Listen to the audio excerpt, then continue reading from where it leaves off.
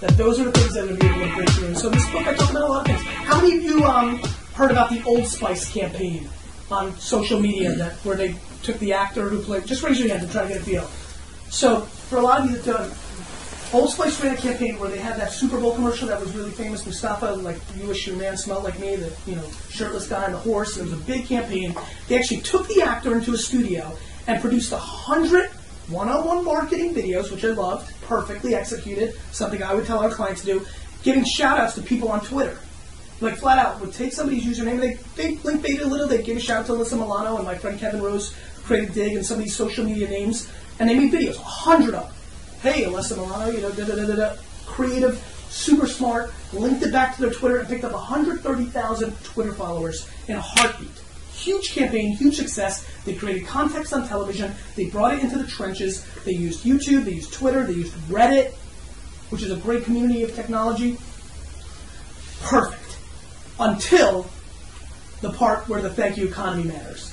They did a social media campaign, which, oh, by the way, doesn't exist.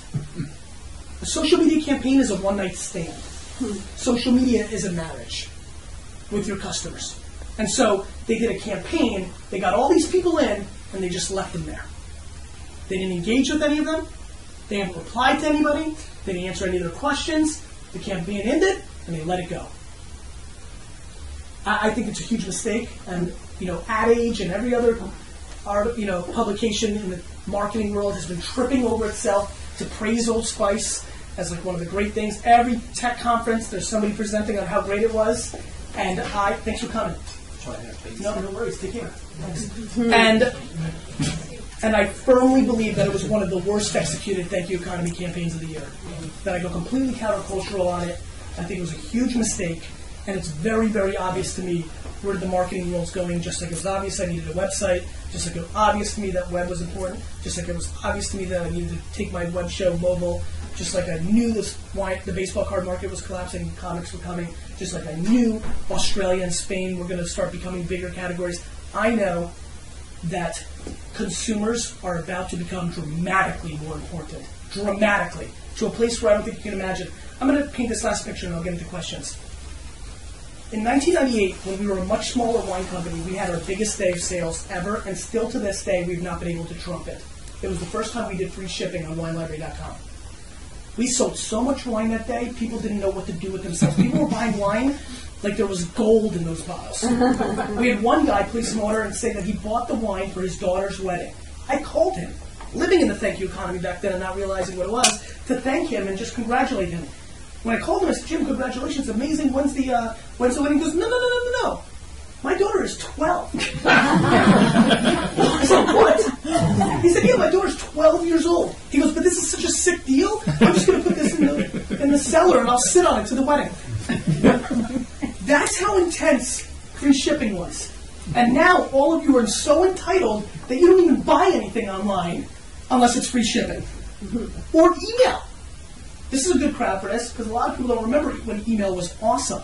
Do you remember the first time you got email? Do you remember the first time you understood what email did? Or when you heard you got mail? Or your kids went to college and you used it? You said, what? Hold on. I don't have to pay a stamp fee for this? That I can send this and they're going to charge for this. I know it. That's what everybody said. I sure thought it. I said, how are they going to be able to do this? The post office is going out of business. It's going to now. Now, how do you feel about email? You hate it.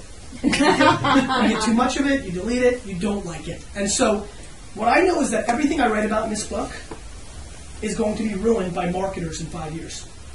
They're going to ruin it. Just like we ruined email and shipping and everything else. We're going to get conditioned. There are companies that are going to watch everything you say on Facebook and Twitter, and oh, by the way, in 5 years, I don't care if it's those. It could be called Shoo Shoo or Ha Ha or whatever the heck the name is. We're going to be communicating, because I don't know if you know this, it's what we do. We want to communicate. It's how we roll. This is psychology, not a tactic within a website. We communicate. It's why the fashion industry is so big. You wear the hat that you wear and the beautiful green scarf you wear and the shoes that you wear because you need to communicate. It is the core of what humans do. And we will be communicating. And companies will be watching what we say and they will be giving you stuff. Get ready for the day where you're actually mad at your UPS and FedEx guy because you don't even want any more free stuff. That when you tweet out, going to the gym that the next day you'll have 6 pairs of shoes and saying, hoping to our customer. And it sounds ludicrous right now. It sounds insane to think that you could get that much stuff until you understand the financial impacts of how much a company is willing to pay to get to you. Now, right now, there's a middleman. Print, television, and they take a lot of the action. But just like journalism and other things, you guys are going to start getting it soon. You're going to get this stuff.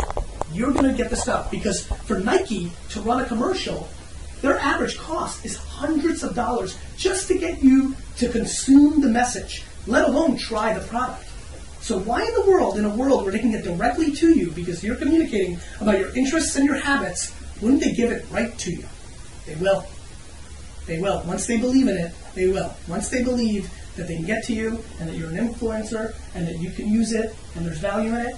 And the reason I know this is because I get sent so much stuff. And I get sent so much stuff because I've got a lot of followers. What happens is it starts fragmenting. And so it goes away from just people like me that can move the market and it starts micro-fragmenting. And the principles are different. I'm more of like an endorsement. You're going to be more of crap. It cost me $99 to get to you anyway. I might as well just send you the $17 item for free. So it cost me, even though we sell it for $200. And so marketing is about to be disrupted in a way that I think few people can really wrap their head around. More importantly, the people that know it's coming are putting their head in the sand because they don't want to deal with it, because it's a lot of hard work and it's a lot of changing, and they're in there to move up the corporate ladder. And if they're an entrepreneur, they're building products for it. That's why entrepreneurs win and work. They see it, they have no financial vested interest in it other than it actually happening, and then they're there standing for it. So, big changes coming. I'm excited about it. I go into a lot of detail in this book in comparison to the last book. This is the top line thoughts. I wanted to cut it a little short so we could do some Q&A with a small group. And I want to thank you guys so much for coming. Thank you.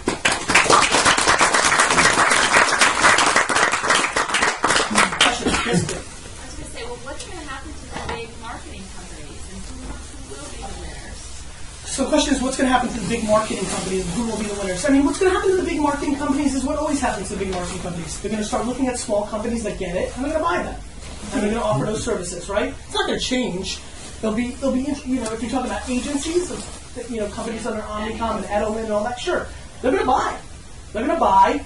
And what will be interesting to see is, you know, same thing always happens. They're going to buy, and 2 or 3 of these little companies will grow up, become the big guys. It's the same pretty much game, but there's some really substantial, I mean, when television gets disrupted, that's when things could really hit the fan. Because when Apple comes out with its own television, and you start using your iPad as your remote control, and you're watching videos from online on the big screen, and that's easy, not like it is now where you got to wire a boxy box or an Apple TV, and you got to be a nerd to like figure it out. And a geek, nobody knows that. How many people here really know how to like wire a box? I mean, they're in here, and I see you looking at each other.